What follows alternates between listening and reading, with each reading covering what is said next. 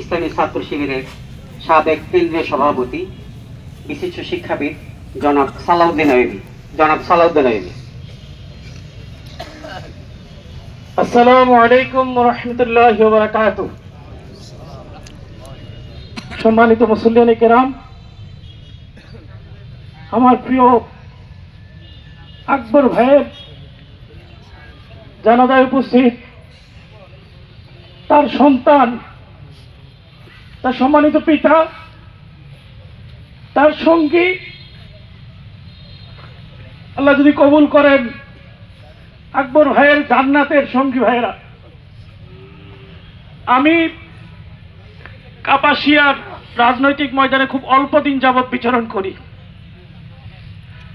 এই বিচরণের শুরু থেকে এখন পর্যন্ত যে সকল ভাইয়েরা শুধুমাত্র আল্লাহর জন্য নিজের জীবনের চেয়ে আমাকে বেশি ভালোবাসত, আকবর ভাই ছিলেন তাদের মধ্যে একজন। আমি তার সততা, তার সাহসিকতা, হিম্মত সবসময় অনুপ্রাণিত হইতাম, তার কাছ থেকে শিখতাম।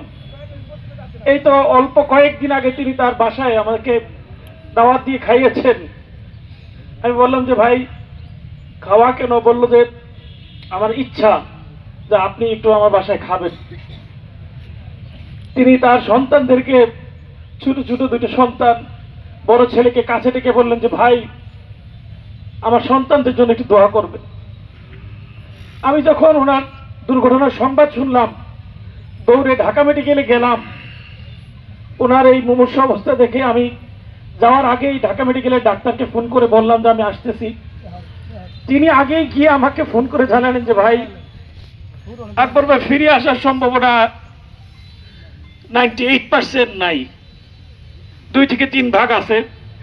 আমি যাওয়া মাত্রই ওনার বাবা, সম্মানিত পিতা, আমাকে জড়িয়ে ধরলেন, জিজ্ঞেস করলেন কি অবস্থা, কি করা যায়। আমি ডাক্তারের পরামর্শের আলোকে বললাম যে এই হাসপাতাল থেকে তাকে সরানোটা হাই রিস্ক হবে। আল্লাহ হয়তো তাকে সেখানেই মৃত্যু রেখেছেন।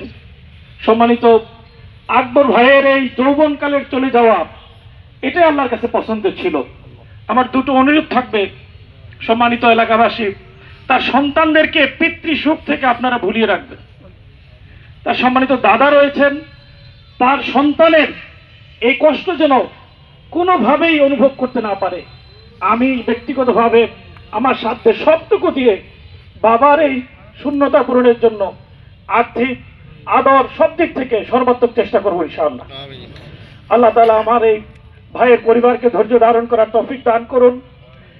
আকবর ভাইয়ের চলে যাওয়ার মধ্য দিয়ে এই ময়দানে দিনী আন্দোলনের বড় শূন্যতা তৈরি হয়েছে, সেই শূন্যতা আল্লাহ তাআলা পূরণ করে দিন। আমিন ওয়া আখিরু দাওয়ানা আলহামদুলিল্লাহি রাব্বিল আলামিন।